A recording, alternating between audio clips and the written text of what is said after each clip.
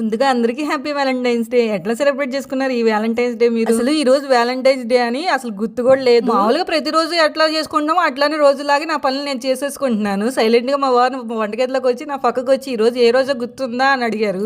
Saturday కదా, that second Saturday అని honey అమ్మకి హాలిడే ఇచ్చారు స్కూల్లో. కొంచెం హనీ అమ్మని హ్యాండిల్ చేసుకో ఈ రోజు నువ్వే అని చెప్పారు అనమాట. సాటర్డే కాదమ్మా, ఇంకేదో స్పెషల్ రోజు ఉంది, గుర్తు చేసుకో అన్నారనమాట. గుర్తు చేసుకోనా, ఏం గుర్తు రావట్లేదు నాకు. ముందు నాకు ఇసుకకుండా వంటగదిలో నుండి వెళ్ళిపోండి. వారు కూడా ఏం మాట్లాడకుండా ఇంకా నన్ను ఏమి ఇసుకించకుండా ఆయన పని ఆయన చేసుకున్నారు. నేను కూడా టిఫిన్ చేసేసి వంట కూడా చేసేసాం. ఆ డ్యూటీకి కూడా వెళ్ళిపోయారు. నేను కూడా లంచ్ చేసేసుకున్నాక కూసేపు అట్లా ఫోన్ చూసుకుని అలవాటు అనమాట. లంచ్ తినంగానే ఇంకా అట్లా ఫోన్ ఇన్స్టాలో చూస్తుంటే అప్పుడు కనిపించినాయి అనమాట వాలంటైన్స్ డే అని. ఇప్పుడు గుర్తొచ్చింది నాకు మా వారు చెప్పిన మాటల్లో అర్థం. ఓహో, మా వారిని అనవసరంగా అపార్థం చేసుకున్నానే అనుకుని, ఆయనకి ఎంతో ఇష్టమైన, ఆయనకే కాదు నాకు కానీ మా ఆయనకి కానీ ఫేవరెట్ మోస్ట్ కామన్ థింగ్ ఏదైనా ఉంటే అది బొబ్బట్లు మాత్రమే. అందుకని ఆయన డ్యూటీ నుండి వచ్చేలోపు బొబ్బట్లు చేసి సర్ప్రైజ్ చేద్దామని నాకు వచ్చినట్టు చేశాను. ఆ వరకు లవ్ అంటే ఐ లవ్ యూలు చెప్పుకోవడం, లేకపోతే కాస్ట్లీ గిఫ్ట్లు ఇచ్చుకోవడం కాదు. నలుగురిలో ఉన్నప్పుడు రెస్పెక్ట్ గా మాట్లాడడం. మీద ప్రేమ ఎక్కువైపోతే ఆయనకి నచ్చిన ఫుడ్ ఐటమ్స్ ఆయనకి తెలియకుండా సర్ప్రైజ్ గా వండి పెడతాను అనమాట.